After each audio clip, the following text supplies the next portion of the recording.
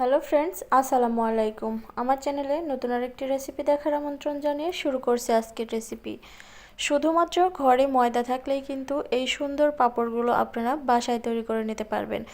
বাহির থেকে অস্বাস্থ্যকর পরিবেশে পাঁপড় তৈরি না কিনে এনে এই ঘরেই সুন্দর সুন্দর পাঁপড়গুলো তৈরি করে নিতে পারবেন খুব সহজে, তাও আবার মাত্র একটি উপকরণ দিয়ে।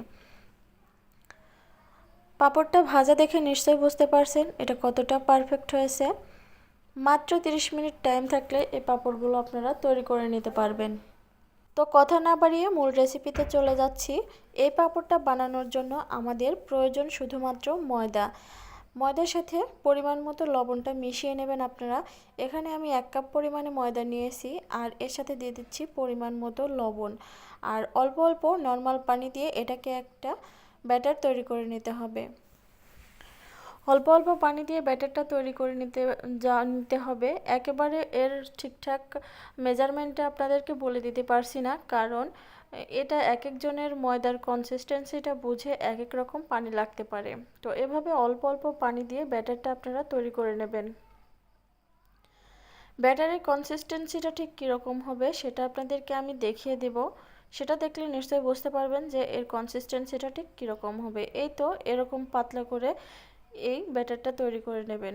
এখন চলে যাচ্ছি চুলার পজিশনে। এখানে চুলায় আমি একটা ফ্রাই প্যান বসিয়ে নিয়েছি আর তাতে একটু তেল ব্রাশ করে নিচ্ছি। এখন কিছু ব্যাটার দিয়ে দিয়েছি আর ব্যাটারটা এভাবে একটু ঘুরিয়ে পাতলা করে নিতে হবে। এই কাজটা আপনারা যে কোনো চামচ দিয়েই করে নিতে পারেন। তো এভাবে পাতলা করে ঢাকনা দিয়ে ঢেকে রেখে দিবেন কিছুক্ষণের জন্য। প্রায় 1 মিনিটের মতো ঢাকনা দিয়ে এভাবে ঢেকে রেখে দিলেই কিন্তু হয়ে যাবে। তো 1 মিনিট পরে ঢাকনাটা তুলে দেখে নেবেন এটা কিন্তু সিদ্ধ হয়ে এসেছে। এখন এটাকে তুলে নেব। এই পাঁপড়টা বানানো একদমই সহজ। মাত্র 10 মিনিট হাতে থাকলেই অনেকগুলো পাঁপড় তৈরি করে ফেলতে পারবেন আপনারা। চাইলে এর মধ্যে আপনারা কালো জিরে মিশিয়েও এই পাঁপড়টা তৈরি করে নিতে পারবেন। তো আমি সবগুলো একই মাপের করে বানিয়ে নেব। আপনারা চাইলে এর চেয়ে বড় বা এর চেয়ে ছোট করেও বানিয়ে নিতে পারেন, তবে চেষ্টা করবেন একটু পাতলা করে ছড়িয়ে দিতে। এখন ঢাকনা দিয়ে ঢেকে রেখে দিব কিছুক্ষণের জন্য। তো এভাবে সেম প্রসেসে আমি সবগুলো পাঁপড় তৈরি করে নিয়েছি আর এখন এগুলোকে রোদ্রে শুকাতে দেব। এগুলো রোদ্রে শুকাতে আমার প্রায় 3 দিন টাইম লেগেছিল। তো 2 দিনেই শুকিয়ে যাবে, ভালো রোদ থাকলে 2 দিন টাইম হলেই শুকিয়ে যাবে। তো এখন দেখতেই পারছেন এটা কতটা পারফেক্টলি শুকে গেছে। শুকে যাওয়ার পরে কিন্তু পাঁপড়টা দেখতে অসাধারণ লাগে। এখন এগুলো ভাজলে কেমন হয় সেগুলো আপনাদেরকে দেখিয়ে দিচ্ছি। আপনাদের যতগুলো প্রয়োজন ভেজে নেবেন আর বাকিগুলো কিন্তু সারা বছরের জন্য সংরক্ষণ করে রেখে দিতে পারবেন। এখানে ফ্রাই প্যানে তেল দিয়ে দিয়েছি আর তেলটা যখন খুব ভালোভাবে গরম হয়ে যাবে তখনই পাঁপড়টা দিয়ে দিলাম।